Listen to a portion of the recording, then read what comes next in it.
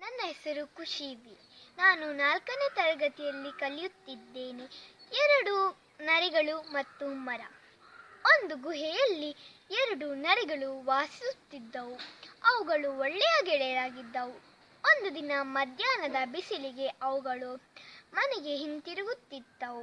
ಅವುಗಳಿಗೆ ತುಂಬ ಆಯಾಸವಾದ ಕಾರಣ ಅವುಗಳು ಮರದ ನೆರಳಿನಡಿಯಲ್ಲಿ ಕುಳಿತುಕೊಂಡವು. ಈ ಮರದಲ್ಲಿ ಹಣ್ಣುಗಳೇ ಇಲ್ಲ, ಇಂಥ ಮರಗಳನ್ನು ಕಡಿದು ಹಾಕಬೇಕು ಎಂದು ಒಂದು ನರಿ ಹೇಳಿತು. ನಿಜ, ಈ ಮರ ಯಾವ ಪ್ರಯೋಜನಕ್ಕೂ ಇಲ್ಲ, ಪ್ರಯೋಜನವಿಲ್ಲ ಮರವನ್ನು ಕಡಿದು ಹಾಕಬೇಕು ಎಂದು ಇನ್ನೊಂದು ನರಿ ಹೇಳಿತು. ಈ ಮಾತನ್ನು ಮರ ಕೇಳಿಸಿಕೊಂಡಿತು.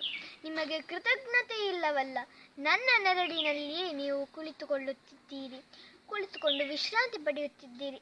ಸಾಕಷ್ಟು ಜನರಿಗೆ ನನ್ನ ನೆರಳು ಉಪಯೋಗಕ್ಕೆ ಬರುತ್ತದೆ ಎಂದು ಮರ ಹೇಳಿತು. ಕೆಲವು ಮನುಷ್ಯರಿಗೂ ಈ ವಿಷಯ ತಿಳಿದಿಲ್ಲ ಎಂದು ಮರ ಹೇಳಿತು. ನೀತಿ: ನೀವು ಪಡೆಯುವ ಉಪಕಾರಕ್ಕೆ ಬೆಲೆ ನೀಡಿ. Thank you.